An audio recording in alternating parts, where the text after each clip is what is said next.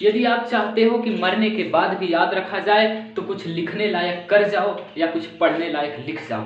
नमस्कार, मेरा नाम Sahul Prajapati, ocean of knowledge channel में आपका हार्दिक स्वागत करते हैं। तो आज हम लोग बात करेंगे मिट्टियों के बारे में, मिट्टियों का महत्व, मिट्टियाँ की परिभाषा और इसके गुण के बारे में आज हम लोग चर्चा करेंगे। तो सबसे पहले देखेंगे मिट्टी का महत्व क्या है। महत्व, मिट्टी मानव जीवन के लिए एक आधारभूत संसाधन है, मतलब अनिवार्य संसाधन है। मिट्टी का होना ही है, मतलब जरूरी है मिट्टी का होना। किस प्रकार से मनुष्य का जीवन मिट्टी पर निर्भर क्यों है? तो मनुष्य की आधारभूत संसाधन क्या है? आधारभूत आवश्यकताएं रोटी, कपड़ा और मकान। क्या है?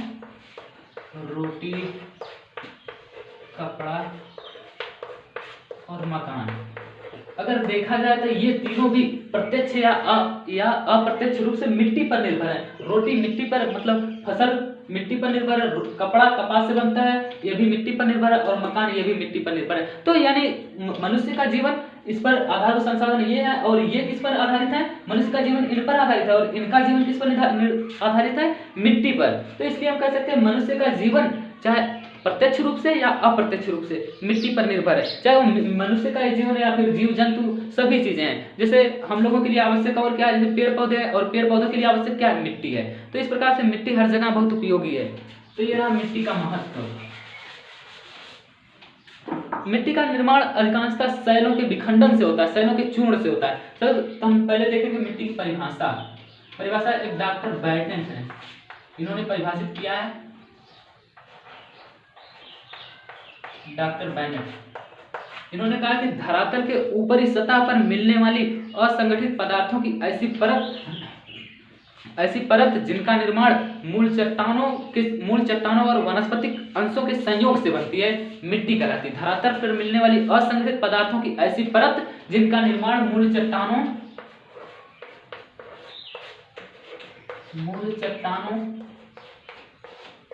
और वनस्पतिक अंश के संयोग से बनती है। वनस्पतिक अंश के संयोग से बनती मिट्टी कहलाती है। तो सबसे पहले मूल चट्टान क्या होती है? चट्टान किसे कहते हैं?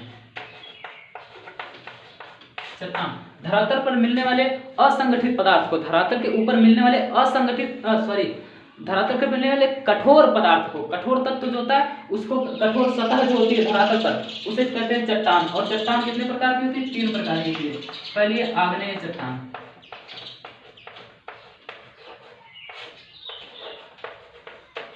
आग्नेय चट्टान, जैसा कि नाम से ही स्पष्ट है, आग्नेय चट्टान यानी आग से इसका निर्माण होता है। ज्वालामुखी जब फटती है, ज्वालामुखी से निकलने वाला लावा, मैग्मा या फिर धूल के कण जो होते हैं वही ठंडे जब होकर जमते हैं, तो उस प्रकार से आग्नेय चट्टान का निर्माण होता है।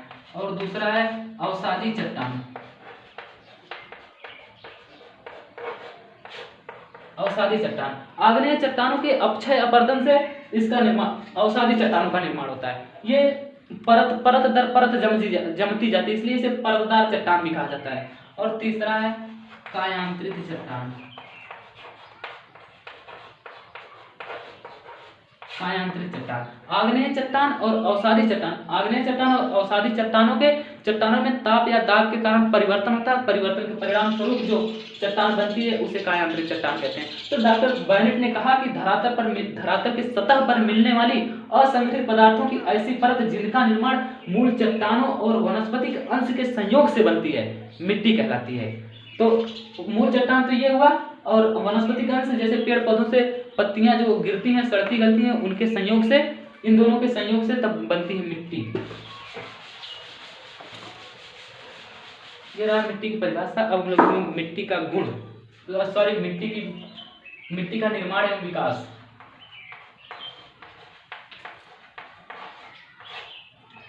मिट्टी का निर्माण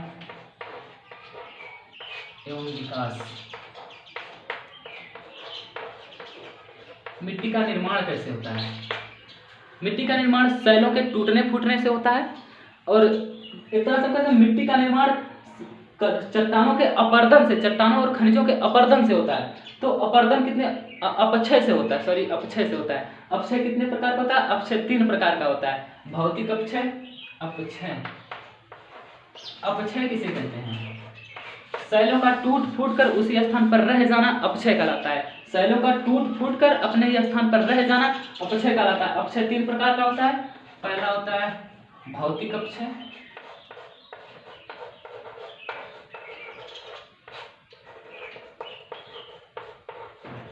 भौतिक अपक्षय, और दूसरा रासायनिक अपक्षय, रासायनिक अपक्षय, और तीसरा है जैविक अपक्षय, जैविक अपक्षय। तो सबसे पहले हम देखेंगे भौतिक अपक्षय से मिट्टी का निर्माण कैसे होता है। मिट्टी का निर्माण अपक्षय से होता है, चट्टानों या खनिजों के अपक्षय से। तो सबसे पहले भौतिक अपक्षय आता है। भौतिक अपक्षय से मिट्टी का निर्माण कैसे होता है।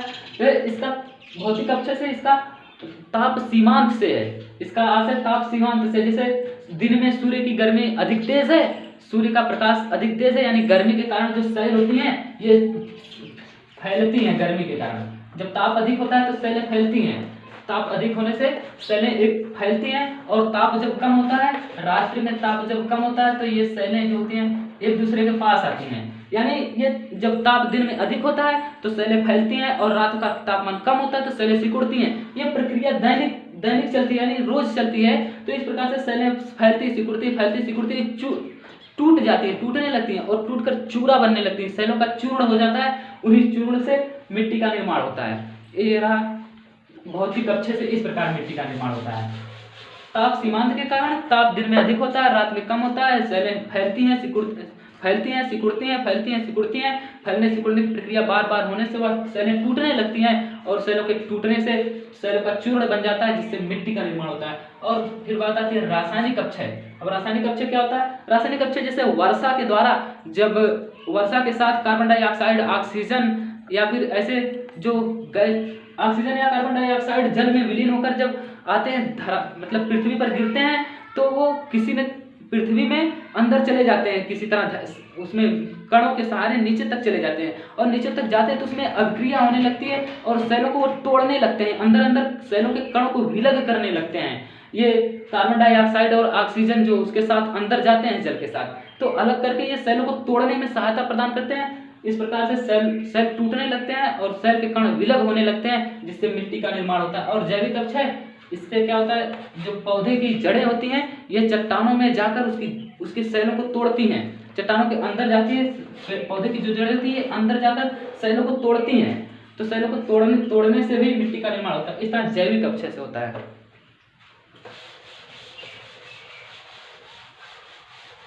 हम लोग मिट्टी का निर्माण देख चुके हैं, अब देखेंगे मिट्टी के गुण।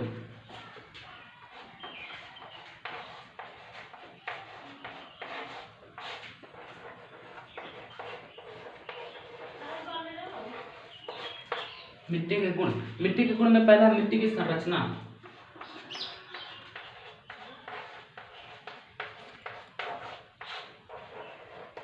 मिट्टी की संरचना, मिट्टी के कणों का परस्पर सटे रहने का क्रम, मिट्टी के कणों का परस्पर सटे रहने का क्रम मिट्टी की संरचना कहलाती है। दूसरा है मिट्टी का रंग। मिट्टी का रंग, मिट्टी कई प्रकार की होती है, जैसे इसका रंग कई प्रकार का होता है, जैसे लाल, पीली, भूरी, काली आदि। मतलब मिट्टी कई रंगों की होती है। इसका रंग किस पर निर्भर करता है, मिट्टी में ह्यूमस और लोहे के यौगिकों पर निर्भर करता है। मिट्टी कई रंग की होती है, ये भी एक प्रकार का इसका गुण है। और तीसरा हम लोग पढ़ेंगे मिट्टी का तापमान। मिट्टी का तापमान, मिट्टी के रंग पर तापमान का भी प्रभाव पड़ता है। जैसे उष्ण और अर्ध उष्ण प्रदेशों की यदि मिट्टी को देखा जाए तो वहां की मिट्टी ललाई लिए रहती है, और शीत उष्ण की अगर देखी जाए तो मिट्टी ललाई लिए रहती है, यानी लाल मिट्टी होती है। और यदि शीतोष्ण की देखी जाए, तो यहाँ की हल्के रंग की मिट्टी होती है। मिट्टी के रंग पर तापमान का भी प्रभाव पड़ता है। उष्ण और अर्धउष्ण प्रदेशों की मिट्टियों को देखा जाए तो वहाँ की मिट्टी ललाई लिए रहती है, और यदि शीतोष्ण प्रदेशों की मिट्टियों को देखा जाए तो वहाँ हल्के रंग की होती है।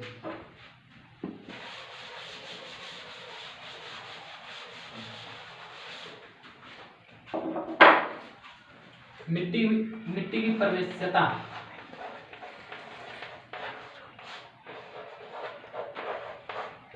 अगली है चौथी, मिट्टी की प्रवेश्यता। ये प्रवेश्यता का क्या होती है? मिट्टी से ज्यादा कठोर होती है तो पौधों की जड़ें ज्यादा अंदर तक प्रवेश नहीं कर पाती हैं। कोई भी वनस्पति हो, इसकी जड़ें, मान लीजिए पेड़, इसकी जड़ें कितनी अंदर तक प्रवेश करेंगी, ये मिट्टी की प्रवेश्यता पर निर्भर करता है। यदि मिट्टी की प्रवेश्यता अधिक है तो जड़ें अधिक नीचे तक जाएंगी, यदि मिट्टी की प्रवेश्यता कम है यानी कठोर है तो जड़ें कम नीचे तक जाएंगी। यह मिट्टी के गुण में मिट्टी की प्रवेश्यता भी है। और अगली है मिट्टी की रासायनिक अभिक्रिया। मिट्टी की रासायनिक संरचना, मिट्टी की रासायनिक संरचना। यदि देखा जाए तो मिट्टियां कुछ घुलनशील होती हैं, कुछ मिट्टियां घुलनशील होती हैं, जल्दी घुल जाती हैं, और कुछ अर्ध घुलनशील होती हैं,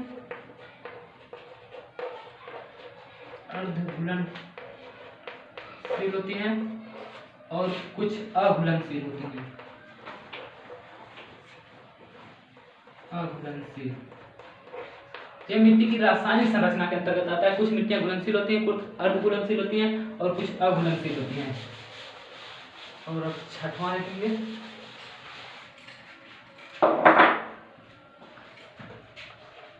मिट्टी की आयु।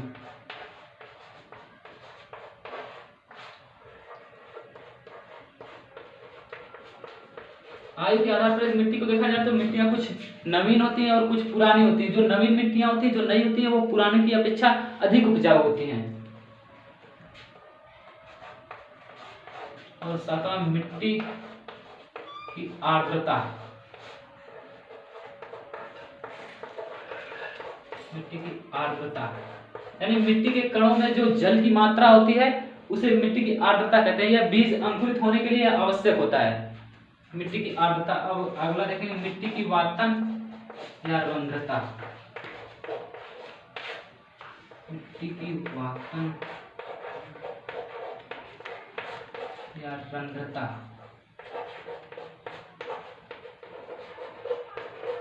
ये मिट्टी के कणों में जो स्थान होता है, रंध्र यानी जो छिद्र होते हैं, उनसे वायु या जल अंदर तक जाता है। ये मिट्टी के एक प्रकार का गुण है।